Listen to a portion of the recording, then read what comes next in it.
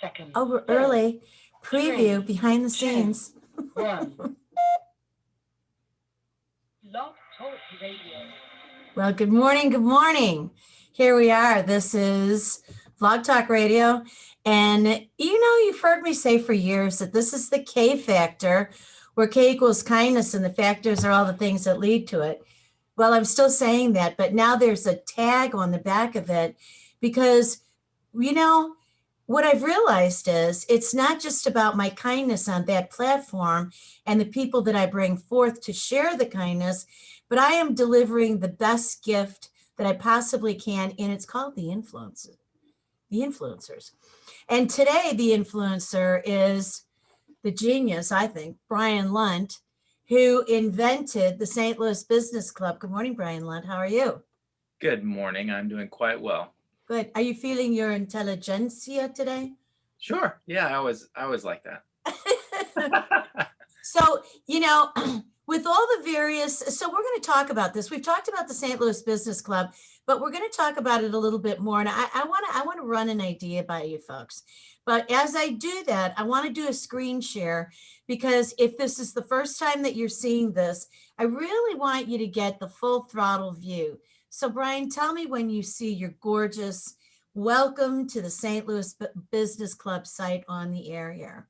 I can see it. I can see the arch in the backdrop. Makes me happy. There you go. I love this because it's elegant and it's clear.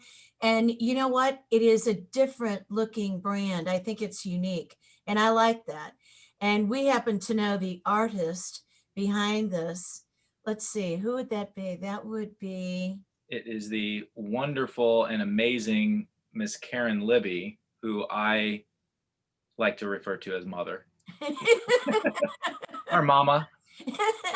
My mom. So she's got some very deep insights into the character of Brian and the character of the St. Louis Business Club, because she's been learning about one of those for, my entire life. And she's been my right-hand gal when it comes to designing the look and feel of the business club. And she's the best in the business when it comes to branding. Oh my gosh. She's absolutely gotten the voice of the club, and she does a tremendous job of coordinating all of our resources and bringing their voices to light. And one of my favorite things to say to folks is they'll give me compliments about what I posted during the day. And I said, what did I post? Was it a really good article? I think it looked great too, because, there's someone behind me doing all that great work. And that's my mom, Karen. We're going to talk about that in the midst of this show today, with your permission, because it's not my show, it's our show. That's right. Yeah. But that familial and that family and mother-son dynamic is another thing that elevates and separates your brand and what it is you're doing. So what I was thinking about today is one of the things I want to draw the attention to for the world, it's not just St. Louis, it's not just the country, it's really the world, is we've got all these various hubs and groups and in co-working spaces, but I see things that make this very different. And it's relevant no matter where you're at. If you're in St. Louis, it's extremely relevant. It's real easy to access, but it's also for anybody, because we're living in this virtual world. It's really important that people know that this is here, because the resource and the style of all this is amazing. Now I'm going to stop the screen share unless you want to open up our dialogue with me going to a particular page. You want me to come back yonder or stay on your screen here? It's totally up to you. Okay. Well, I'm back. So I see a bunch of things that make this different, Brian. And there were two things that from when we first started talking about the St. Louis Club, and then when I was really thinking about it this morning and over the last couple of days in anticipation of this show, I was thinking about the ways in which the look and feel of it is very different. It's very elegant and sophisticated, but it's also it's grounded. I wanted to say it's simple, it's down home, but it's not, because that would make it sound like less than sophisticated. And it's very sophisticated, but it does have the spin of your mom on it professionally. And she does know who you are. And she does understand the concept. She's watched you in your career and really enjoyed it. I know from having conversations with her. And so there's the style of it. The second thing is everything is about the people who are there. Yeah. You could walk into a beautiful house and be really excited to be there. But if the people who live there are really ugly in their spirit, in their behavior, then you might as well be in an outhouse because it just stinks up the place. And one of the things I love about what you're doing is I walk into it virtually. Now I know the space physically, but I walk into it virtually at this point in time. And it's beautiful and it's light and bright and open. And it just has a good vibe to it. It's got a good energy. And your intellectual prowess and your collaborative, not competitive spirit permeates it. And there's a nice tone there. And then you've got some of the best freaking talent. It is, it's very nice to hear you say that because it's all done on purpose. Yeah. And I have, what's interesting and maybe unique to St. Louis, I often say that St. Louis, the currency of St. Louis is relationships, because you can go to the coasts and you can find, capital in other places where it's more currency based, it's more money based. Okay. It's more about what you can get out of certain things. Right. St. Louis has a unique disposition in the fact that we're a very charitable city. We're very open with our relationships. One of the goofy, whether it's good or bad, things about St. Louis is asking people where you went to high school so you can understand, what kind of background do they have. More than anything, it used to seem like a really conceited question, and it still, I think, in some circles might be. And I think a lot of people from outside of St. Louis don't particularly like the question. Yeah. But at the root of it, it's who do I know that you might know? Yeah. And right. so just like you're looking at a Facebook feed and you say, okay, how many friends do we have in common? Exactly. If I tell you where I went to high school and you tell me where you went to high school, I can say, oh, do you know so-and-so? So almost immediately you can vouch for somebody. You can go, oh, that's the kind of person that you are based on association. And I think in some regards it can be done as kind of qualifying somebody by who they know. Show me your friends, I'll show you who you are. But it's also just finding a very quick way to connect with somebody and then go, okay, well, the quicker we can connect and get to a deeper relationship, the easier it's going to be to do business together or, develop whatever type of relationship it is that we want to pursue. So, I think that is unique to St. Louis. It's why I've tried to develop my professional career into creating very good and deep relationships. And so I spent a lot of time getting to know folks so that I am well-versed in what they know. And that's typically what I do is I get to know people, I know what they offer and what they're buying. So I'm really just putting providers and consumers together so that I know somebody says, I really need my all the leaves taken out of my yard. Well, I know somebody who provides leaf removal, right? And in the same regard, you say, well, I need somebody who understands me inside and can take my message and put it outwardly into the marketplace. Oh, I just so happen to know somebody that does that as well. And so the more people I get to know, the more opportunities that I have in order to make those connections between somebody who provides something and somebody who wants to receive something.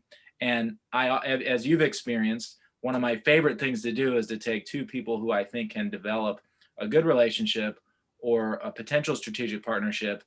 I do what I do in terms of making the connection, and then I just get to sit back and watch them learn and explore and get to know one another. And that's one of the most satisfying things about what I do. Well, and the beautiful part of that is that you get to you're sort of like a cross between a matchmaker, a choreographer, and a midwife. I'll take it. And it's funny because I was hearing myself a little bit in that, because Partners in Excellence has been that way in Mhm. terms of creating a consortium of people to be able to supply anybody, anytime, anything that they really need, and only working with the absolute best, right? People who are looking to really actualize their talent. So one of the things that I think is really interesting is you, and by the way, go back to the high school thing for a second. I think it's really funny because whenever people in St. Louis have asked me for 40 plus years, well, where did you go to high school? And I say, well, go ahead and try to guess. I get all these great answers. I'm always complimented. And then I say, you want to really know where I went? Yeah, where? Chicago.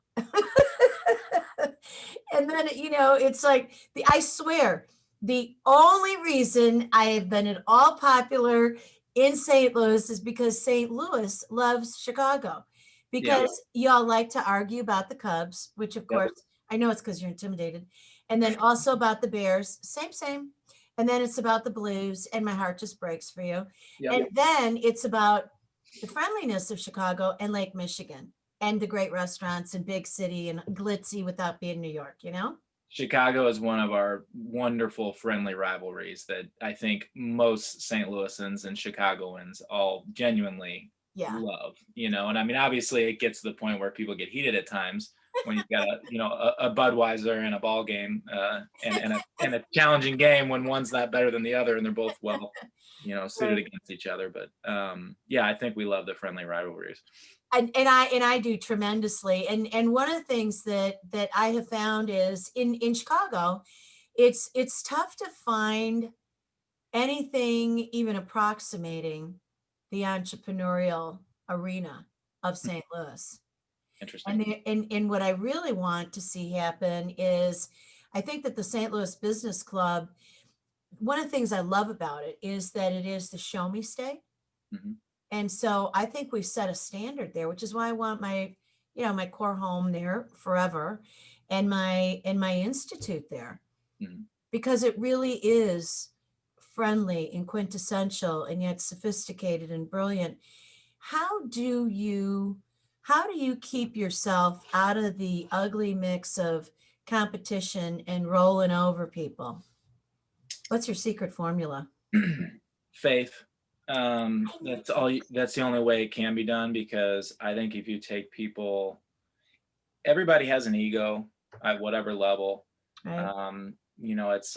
At a certain point you have to be considerate of your personal situation. Mhm. If you have bills to pay, if you have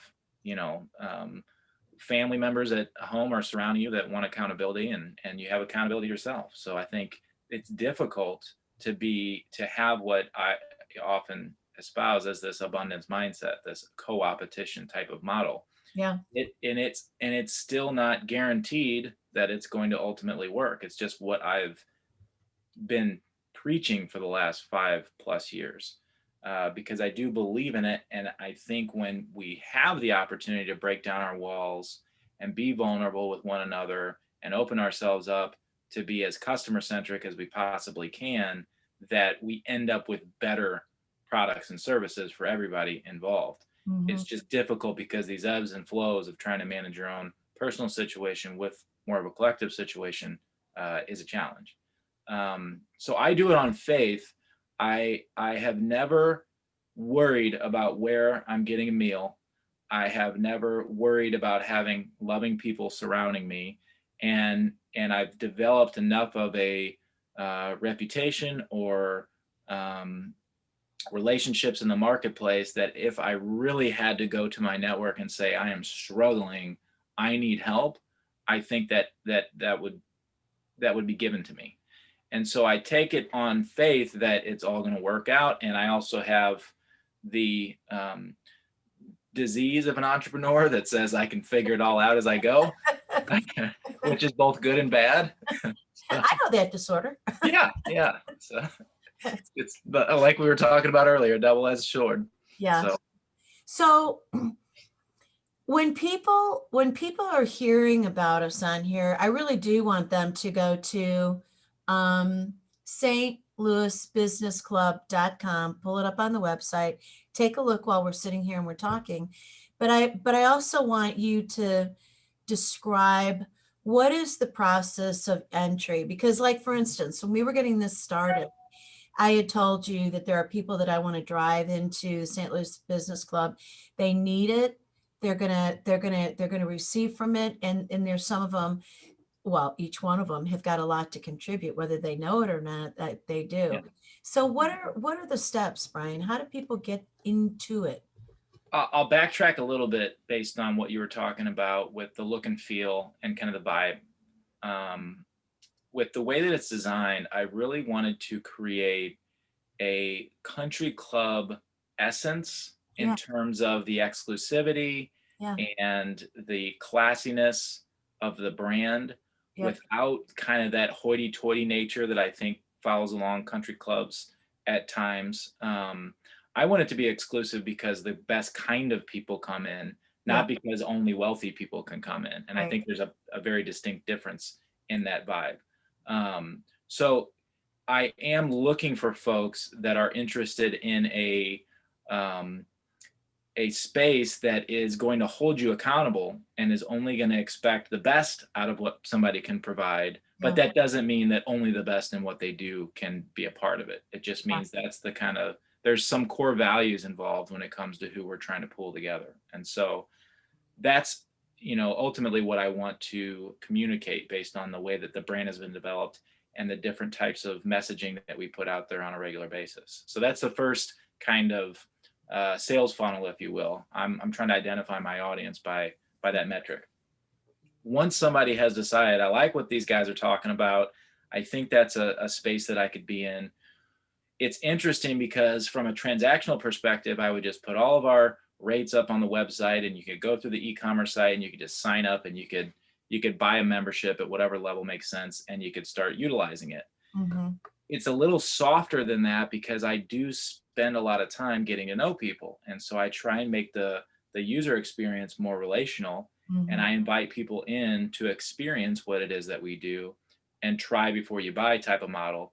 And so what I've been known for in the marketplace in St. Louis for the last number of years are what we originally dubbed were strategy sessions. mm, And so it was a matter of getting people pulled together on a weekly basis so that we could work on each other's problems. And by doing so, you would learn who is around you, who are the peer group that you're putting yourself into, mm-hmm. what kind of questions do they ask, what kind of advice do they give, and hopefully this kind of group genius model will help further people along and accelerate the growth, whether in life or business. I get it. What I have evolved that to is more of the mastermind model, which is not a new concept. It's been around a long time. We just put a little bit of a spin on it because instead of it just being a group of people getting together and calling it a mastermind, it's very purposeful in the way that it's been designed. The curriculum I've developed over the years is 6 areas of life, 6 areas of business.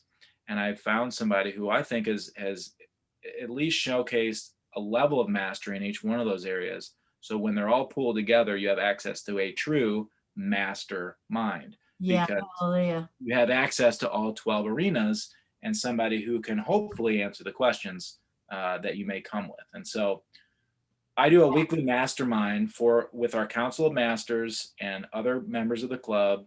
And that's kind of the first step in becoming a part of our community is, can you come to one of our masterminds? Can you try it on, see who the people are that arrive at that, both virtually and in person in this current environment we're dealing with? Yeah. And can we develop a rapport and get some value exchanged within that space so that somebody might want to come in at a deeper level, whether that's a frequent member that comes into a lot of our meetings, somebody that comes into one of our more focused masterminds, which we have several, Mhm. or someone who wants to actually occupy space within our campus or get into some projects of things that we do at a deeper level. So that's kind of the first step to bring people in.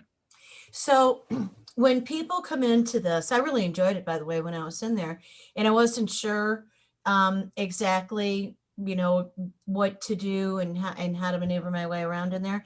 But you made it really easy for me to sit back and see who was there, feel welcomed, hear who each person was, in addition to seeing their name on the square in the Zoom room there.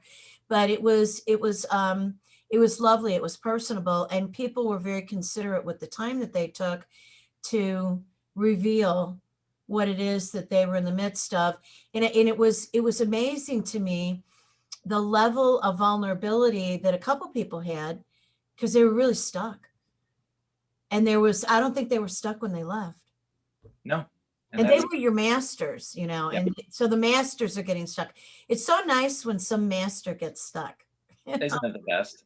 It really is, because it's like, oh, I feel so much better now. So bringing people in, you control how many people come into each master group, yeah, each time. And so it never becomes like 100 people or even 50 people or 30 people in the room. It's a nice size. And you're not looking at growing this thing to 1 million people overnight. You're looking at building this team of people that you know, which I really like, because I don't feel like I'm walking into a group of strangers. You have vetted them. Yes, and that's part of the special sauce is the intimacy levels. And Mhm. so I often say that I want to be able to offer myself, my vulnerability, my expertise, all the things that I can package in what I do as a professional in different levels of intimacy. So if I'm working with somebody at an enterprise level as a consultant, I'm going to pour myself into their business and try and learn all their operations and really get to know all of their people so that I can do the most amount of good while I'm working with them. That's very high level of intimacy. When I'm working with somebody one-on-one, we spend frequent meetings, you know, week after week, so that I can really get to the core of what it is that they're looking for and they're trying to accelerate. And then when I get into these groups, it's the same kind of deal. I try and offer as much as I can during the time that we have allotted. I also spend a fair amount of time outside of those groups getting to know all the individual participants so that I can understand and better read people when they're in the groups. And I can identify, okay, somebody looks bored or somebody looks preoccupied or frustrated. And we can call those things out when they're in the meeting so that we make the best use of our time while we're doing that. Now, ultimately, as we expand the business club concept and can potentially reach more people, it will be an intimacy level difference. And so depending on how somebody comes in, they may be a physical in-person member and they're here and we have our meeting that is a virtual in-person hybrid. And then we also have the time together beforehand and afterwards, and maybe they stick around and utilize our space. That's a higher intimacy in from my perspective. If Absolutely. they're coming in and they're a virtual member, but we also allow them time to introduce themselves to new members and participants and guests, that's another level of intimacy that they receive. It's possible at some point that we will have attendees that don't necessarily have their screen turned on. They're really there just to watch more than anything else, but that's a different level of intimacy that they're going to receive. So I think it can be appropriate to offer similar styles, similar services, and things within our mastermind time allotted in different levels of intimacy. And so that's one of the things that we try and offer everybody what they are looking for and give them access to the level of intimacy that makes it, you know, the most productive for them. Because there are folks that can just do the DIY model. They come in and they get the expertise of the masters. They go back to their world and they implement those things. There are others that need a little bit more, you know, focus on them in order to move those things forward. So that's kind of that's how it's been designed. Let me ask you, in 2020, have you noticed a difference? I mean, this is not your first space, and this isn't this is the beginning of the St. Louis Business Club, but you've done things like this before. What is it that people are looking for most at this point in our humanity and our culture and with what it is that you're doing out here? What are they looking for? I believe what attracts people to me is my authenticity and I often say that my religion is authenticity because I think at the end of the day, people are just looking for real. Oh my God. And there's so much advertising and marketing and fluff and the behavioral economics and the sketchy stuff that the big, Silicon Valley companies are doing to us, and big data and all this manipulation. I think it's driving all of our minds bonkers Yeah. because we're constantly under siege to these things. And I think it's refreshing when somebody is just real. Yeah. And you say, hey, your dress is ugly. And you go, well, that's not what I was going for, but I guess I appreciate the authenticity. Or, you're really a caring person and you genuinely mean that to them. I mean, I think people think authenticity is very infectious at this point. And what I try to do is I try and lead by example by doing all the things that I preach and getting involved with the clients that I serve, and getting to know the people that I work with. Mhm. I think that's an authentic way to go about it. And when somebody is doing something that I dislike, I tell them that too. And so my entire life, I've always said honesty is my best and worst trait, because you're going to hear what I have to say, and I'll try and sugarcoat it as best I can. I do try to wordsmith things so that people, if I'm giving them a correction, they're thinking, now wait a second. Because I made it palatable, because I don't want anybody to get too upset with me. But Yep. I think you're absolutely right. It's so, in a world of uncertainty, which is exactly what we're in the midst of. That painting, for those of you who are on the audio and not looking at the video, you have to come see the video over on the YouTube channel, which is Partners in Excellence Media. The influencers, that's where we live once this recording is over, in addition to a gazillion of outlets through Blog Talk Radio. The sea is the waters of Hawaii, and in that painting, it's beautiful, but it also reminds me of the energy of the universe right now here in 2020. Mm-hmm. It's raucous, and Yeah. there's an uncertainty about things, and in the midst of that, people really do seem to really want, more than ever before, one main thing, and that is another human being who is freaking for real and grounded. That authenticity is the word that you use, and I'm going to add authentic and really faith filled, and it shines through, and loyal and grounded and integral, because we're all bouncing around out here. I mean, I've been bouncing around the internet for decades, but for a lot of people, this is a very new experience, and it's the only option. Yeah. This whole year has been such a social experiment, and an opportunity, I think, for people to look inside themselves and determine what they believe. And I say that because we have two very strong factions politically in our country and in the media. And when you have two opposites screaming that they're being honest and they're correct, and the other party or the other people are lying, Right. well, you're either, one of you is correct or you're both lying. Yeah. And Right. that's very disheartening, I believe. And it's gotten to the point where our we're relying on sources of information that are unreliable because they're just at odds. And so what my antidote to that is to get people in a room together and connect on a human level instead of listening to all the noise, because I think, unfortunately, there are factions that want people to be fighting because it makes them money if they're selling media, Yes. or it makes them donations if they're raising funds. And so there's some nefarious things at play that are good for them and not good for everyone else. And There you go. that's that fight, that faith that I play with on a regular basis, is because I am genuinely concerned on what is best for other people, and myself. And I think that's a very good recipe to genuinely care Yeah. about yourself and others, instead of what's just in it for me or my platform. Yeah. One of the things that that I love about who you've accumulated, and one of the things that I think is really exciting between you and I, is that we have gathered people who are just amazing. And some of the people that you've got on your Masters board who are so amazing, I think are truly game changers. And do you want to talk about a couple of those? Because I think we're going to start bringing them on in Yeah. our show from week to week. And I'm lit on just a few of them that I've met.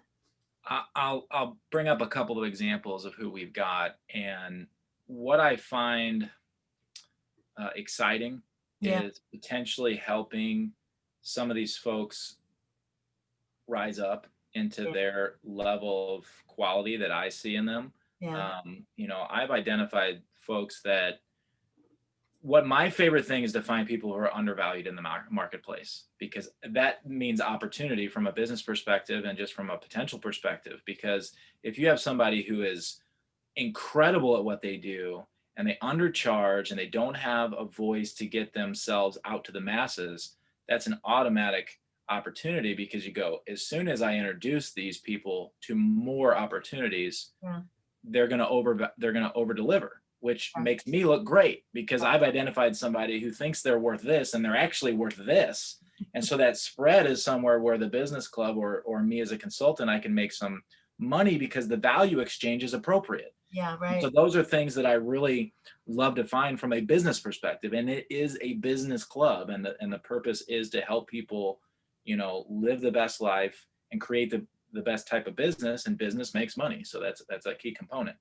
Um, I always bring up my friend Eric Legrone, because he is so undiscovered in just the world, and in his capabilities and his understanding are genuinely world class. And I always tease that I want to make him the Neil deGrasse of ancient geometry and symbology, because that's his skill set. But Eric, on the surface, is a blue collar electrician. Yeah, really. And if you just get to know Eric, that's all you may find out about him. Yeah, But he is one of the most brilliant minds I've ever known in my entire life, and I've met a lot of people. yeah. Um, Yeah, that's high praise coming from you. the first time I talked to him, it turned from a 4-minute, very awkward conversation into a 4-hour deep level dive into all the things that we were interested in, from a spiritual and universal, and just on and on and on. The depth of the conversation was just phenomenal. And so Eric is one of these gentlemen who has taken the experiences of his life and turned them into his purpose. And Mm, he consumes information more than I do, which I had never met before, because that's my favorite thing, is to learn. And he learns more often than I do. huh, He studies nonstop. He downloads from higher powers, mhm. whatever you want to, define that as. And he has a perspective of, St. Louis that is very dear to me. He will go back to the civilization of the We'll talk about how at one time St. Louis was the world capital, and the Cahokia, energy and the astrological meaning. What's that? the Cahokia group. You Yeah, staggered a little bit yeah. there. And Yeah. so he can give you the understanding of the significance of St. Louis astrologically and through symbolism, all the way back to the Cahokia civilization. And so you start pulling away some of these layers, and you go, this guy's not just an electrician. But it speaks to the core of why I designed the businesses the way that I did, and the business club and the precursor organizations, because I was often introducing myself as Brian the banker, which is very boring. But when you go to the depths of what somebody might know or understand or offer, there's so much more there. So I want to get past Brian the banker Right. or Eric the electrician Yeah. as quickly as I possibly can, and find out the depths of what somebody understands. And so my favorite people are the Renaissance folks that just, they can jump over on a piano and they can play some sonatas, and they can, I love that. rewire your house, and they can do all these just tremendous things. And it's a beautiful thing. So Uh, what is Eric's business? What does he do? he's an electrician. So is He's he at the business club to be an electrician, or is he going to expand this? I mean, like when I see him there, I'm thinking, I really want to know what you're doing. I want to know what are you doing? So Eric is our spiritual master Yeah, there you go. in our arenas. So what I want to do with Eric, so I offer multiple things from my role. I just promote people because they're good resources. Um, I can work with somebody and help them build a business from scratch or accelerate a business that already exists. And I can also help co-facilitate different masterminds and different subject matter. What I'd love to see happen with Eric and I is I'm interested in all the things that he knows and want to learn from him.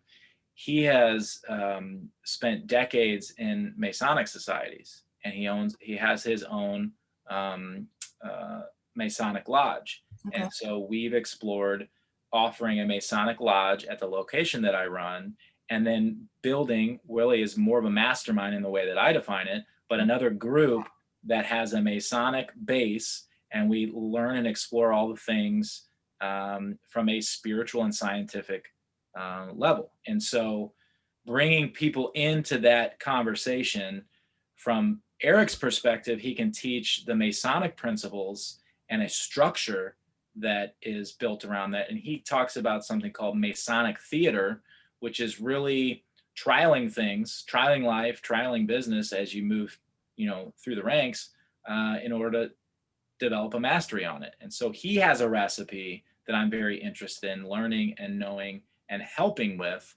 And so the business club can serve as an umbrella organization to help him become hopefully that world expert that emerges once he kind of unleashes all the things that he knows on these different platforms.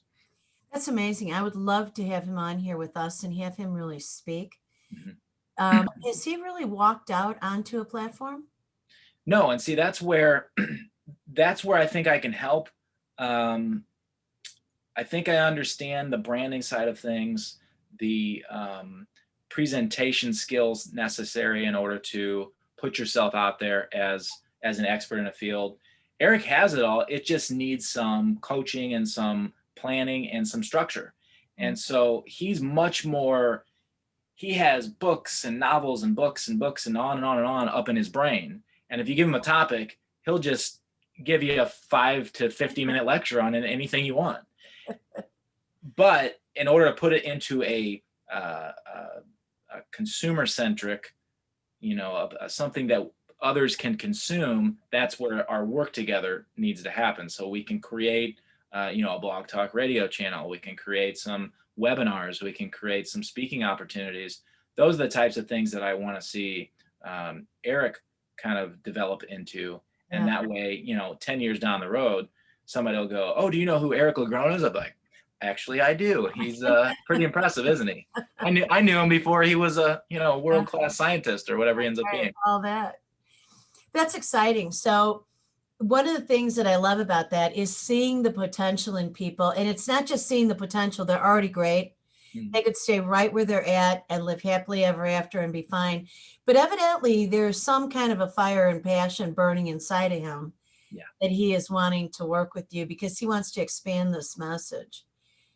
And that's exactly what I look for. That is the key component of what I'm looking for in masters and people that I want to see emerge, is that I'm looking as deeply as I can inside of people to find them almost at the soul level. What is inside of them that has to come out? What is that passion that they are trying to, reveal to the world? And if we can help put them in an environment and put the resources around them that make that happen, that's my life's goal, is to try and find my own passion first, which has ultimately become finding and helping other people live out their passion. One of the things I'm paying attention to, Brian, as we're having this conversation, that really is another unique identifier about the St. Louis Business Club, is that you there are you've got this amazing and unique background. I don't know another group that's out here that is for entrepreneurs where the head of it is an entrepreneur. That's number one, Yeah. And I always think about that. I mean, there's one that is like sort of, but there's a difference between being a small business owner and being an entrepreneur. Absolutely. And the other thing is there's a collection of people, but it's not it's not threaded together to be like the apostles, you know, like you got a group of 12. That was the first thing I thought of, was because there is, you and I both share a very strong commitment to our faith. Certainly. And so I immediately went into that. But the other thing is, you're not just bringing people in and setting them in motion and facilitating what they do and matching them. You're mentoring. Mhm. And there's only one other person that I've met who even comes close to that. And I think that what you're doing is actually, and I won't say who it is, but you're heads and tails above and beyond that because of the way in which that you do it. Yeah, I mean, I'm fully vested in what I do because I have found my passion and I'm living it every day. I think the key component is that I've been offered opportunities. I see different pathways for myself, and you play the daily question. If somebody gave you $1 million right now, what would you do? And for me, exactly what I'm doing. You know, it doesn't. The money component is not why I'm doing it, although it is very much a part of the recipe. Yeah. Um, you know, when you find out what you're on this earth to do, it's real easy Yeah. to continue doing it. And so, When yeah. did you know what you were on this earth to do? Um, you know, I made a very, I often say that you stay in the situation that you're in until you become more uncomfortable staying in it than exiting it. And Yeah. so with my previous career, it was designed to be comfortable. I mean, I couldn't get fired, everything was great. You know, I had all these wonderful things and I was miserable because it wasn't me and I wasn't doing what I was lit up inside to do. And it finally got to the point where I just said, I can't spend one more day comfortable. I have to go out there and figure out and challenge myself on what it is that I'm supposed to be doing. And so that pursuit became um, part of what I'm here to do. Is I have defined it now that I use myself as a guinea pig to go out and trial what life and business has to offer so that I can more um, coherently and have more relevance in the way that I advise others in order to do the same thing. So, perfect example is my client and friend, John Zarbach, who runs BioFit. I used his platform for 6 months before almost begging him to become a client and say, I have to help you spread this to the masses because what you do has done so much for me. And I believe it can help so many more people. And so, I try and find things in the marketplace that I believe in, and then I try and use my own capabilities to make it better. But I can relevantly say I've done this, and so should you. And so that's kind of my style, is that I go out and I meet people so that I know them, so that I can refer them better. I go out and try products and services so that I understand it, and I can be a better advocate for those things. I think it's somewhat disingenuous when you are promoting something and you don't know much about it. Oh my It's gosh. It'll fail yeah, it's repeatedly. and a lot of going on. Yeah, and you'll But that, feel uncomfortable in the midst of it. yeah, And you can't hide that. It just comes right across your face. yeah, absolutely. So with your membership and the kinds of things that your members are asking you for, beyond your core mastery group, what is a service, or is there a webinar? Is there a gathering that you think that they are hungry for? What would that look like on the inside of it? So all our masterminds, our general mastermind is set up about an hour and a half. First 30 minutes is all about introductions. So it's an opportunity for multiple people to get introduced to one another. So not only is it there for our masters, but it's also there for our guests and other members. So we can just know who we're surrounding ourselves with. Beginning in January, a third of our time together is going to be presentation or education delivered by one of our masters. So over the first quarter, if you come each week, you'll get exposed to all the different levels and areas of mastery. And so you get some education out of it. And the last 30 minutes is really about general discussion, asking those questions, getting those answers, and getting to a point where you might want more. I mean, ultimately, what I'm trying to develop is an opportunity to showcase who people are and then leave them wanting more. So that if I know I need to get some marketing help, well, I can listen to our marketing expert for 30 minutes, and then I can go to get the specific help that I need. So one of the big things that we provide is just that opportunity and that regular routine of getting together and understanding what the people in our network are offering. Beyond that, we have a space. So we do offer an element of co-working for people to come in the St. Louis market to have a place that you can have coffee meetings, you can have a happy hour, you can have mastermind level types of meetings, whether they're up to a dozen or a few dozen, or it's just one-on-one type meetings. And so that's an element of what the business club provides. More than anything, we're just trying to provide a vetted network of resources that are hopefully all in it to help one another. And so that if you're a part of the business club, you've at least had a conversation with me or one of our other members that says, we can kind of vouch for this person. We've utilized their service. We've done some business with them in the past. And we think that they're good enough as a part of our research network that you can engage them at least in a conversation or discovery session to see if they're a good fit for you. And not everybody's a one size fits all. Absolutely. I often say, I like to give everybody about 3 resources or referrals when I'm recommending a service or a product, and say, one of these could be a good fit for you, but continue to look. But out of the folks that I know, one of these 3 could be a good fit. So see what you can figure out. What I like to do as well is those open forums are kind of that first opportunity to know somebody. So if I say I have 3 chiropractors and they're all excellent, well, I'll just invite all 3 to a meeting, and you can meet them all at the same time instead of going and meeting all 3 individually. And then you can decide which one did you hit it off with and maybe go have that meeting afterwards. So it's kind of a reverse way of going through and getting to know folks. It's more of a group model, and then you go more intimate as you dive down. But that's kind of the general overview of what we offer. Ultimately, I'm looking to have more focused masterminds. So like I said, with Eric, having some spiritual flavored type of mastermind that we have frequent groups, and we have people that want to come together on that. We have an emergent wellness platform that's kind of a hybrid between our St. Louis market and one of our strategic partners, Tim Hobbs, who's out in the Phoenix area, to start building more of a wellness or well-being type of model that brings people together. One of the progressions that I work on is finding an interest group, getting them together, potentially turning that into a mastermind so we can start using it as kind of a think tank. And then can we develop that into an agency model where people are actually exchanging value and making money?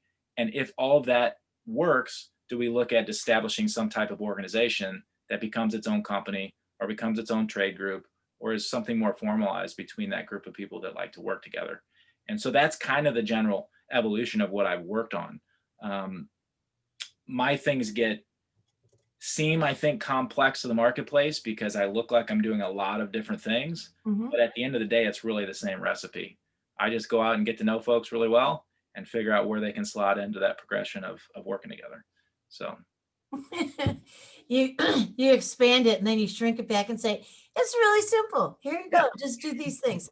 So if you and I were going to do a webinar for our listening audience at some point in time, either off of our Monday show, which is all about the St. Louis Business Club, or off of our Thursday show, which is about riding the lion, which is entrepreneurial stories, which is so exciting and so much fun. I really love lions, by the way.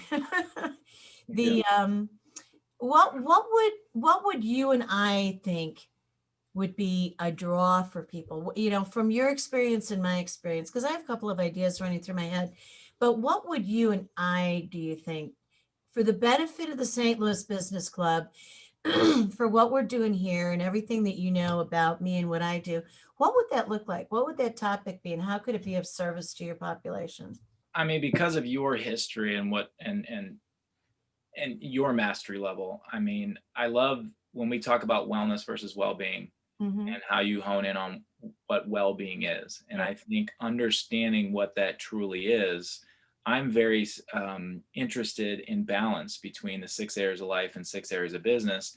And in a lot of respects, that is well-being. That is developing that balance amongst all the areas of life and business. So I think that as kind of an umbrella to begin with as a conversation topic would help us hone in to where we could provide the most value in Mhm. whichever allotted time that we have. And that's, Mhm. again, that speaks to that intimacy level, that if you have a webinar with 100 people on it, you're going to have a different presentation than if you have a webinar with 12 people on it, or Right. if you have a one-on-one. And so that's kind of where I would begin, is just looking at well-being as a topic and seeing how we could dive into that and provide as much value as possible in the time allotted and the intimacy level that is presented to us.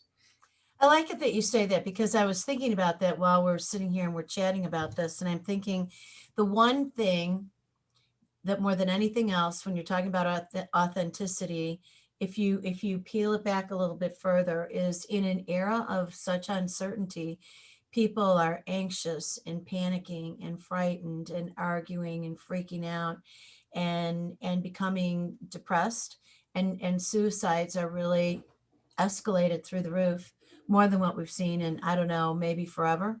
Yeah. And what people want is they want relief. Mhm. Please, can I trust you? Oh, you're authentic. I think I can trust you. And then it's not just trust you as a business person. It's trust you as a person, and you can help me with my business, but also, can you help me with my mind? Mhm. Everybody wants help with their mind. Because people tell me, there's stuff going on in there. I can't shift it. Well, you can. Don't say that again. Is what I say to people. Delete that statement and don't be saying that, because yes, you can. As a matter of fact, your mind is the only thing that you can really control. And when you have control over your mind, you have control over your trajectory, Yeah. and that includes your health and well-being. I mean, there have been times this year, Brian, when I have just absolutely um, freaked out, in a panic, and I'm crying and I'm thinking, I mean, I know this is cleansing, but it's so horrible, and I'm tired of feeling this way. And then I always, always, always put my hands together and talk to our creator and say, dear Lord, what is it? What is it that we need to do here? What can I do? And I always hear, well, have faith. Number one, yo, little Debbie, calm down, have faith, because worry and faith, anxiety and faith, doubt and fear don't align with faith. They can't live in the same body, in the same mind. I, If you're I love worrying, you've lost faith. I love the quote that worry is just praying for things that you don't want. I say worrying is knitting that sweater across your forehead that you are never going to wear. Yep. But if you keep it up, you're going to be wearing it forever. Well, And it's really and ugly. I love that you're showcasing that the moments of trial, the times that you're under stress or crying about things, Oh my God. because I think that's what authenticity is all about. When we put these athletes and these entertainers and these politicians and these leaders up on a pedestal and then don't give them any leeway for being human, Oh, it's so difficult to have anybody that wants to that can lead, oh yeah. because Oh you yeah. have to be an egomaniac or you have to be Jesus, who I don't even think Jesus could win the presidency this year or No, this, I don't think so in either. the context. And so I think being authentic and telling people, yeah, I'm riding the lion or I'm up on a pedestal, but I'm doing my best. And there are times that you just lose it and freak out, just like everybody else who is a human being, because that's our shared experience. I actually was roaming around in my home up here, and I'm thinking, I'm wringing my hands, and I'm going, oh my God, I'm such a failure. This is horrible. I've never done anything right.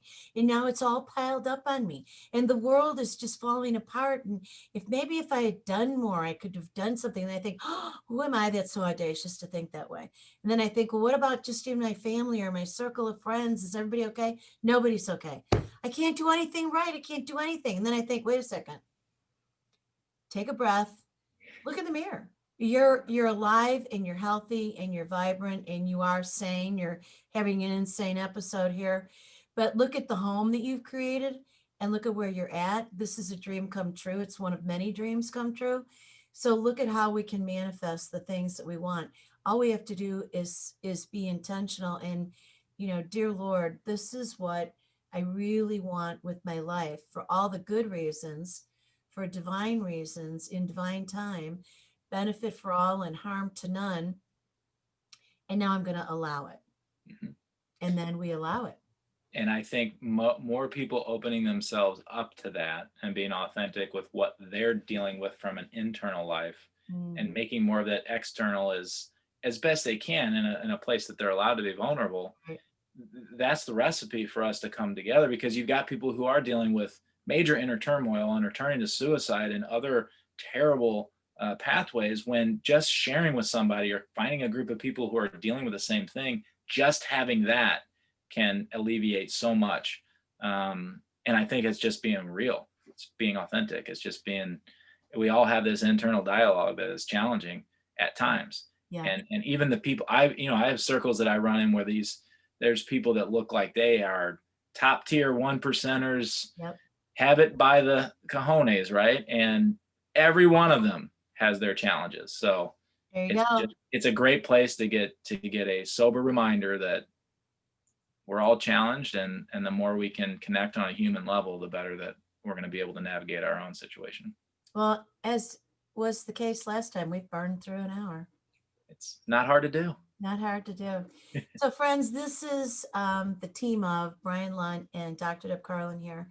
And I hope that you felt our influence 90 in a seconds. vein of kindness today, because that's what it's all about. So until Thursday, I want you to come back at the same time, same place, and also go over to the YouTube channel, which is over at Partners in Excellence Media, and start looking at the episodes that are piling up over there. A few glitches with the channel as we're transferring some shows, but we'll get there. So until next time, peace out, right, Brian? Peace out. Okay, hang on with me. 60 seconds. Thank you for using Blog Talk Radio. Oh, Goodbye. goodbye. And thank you, friends here.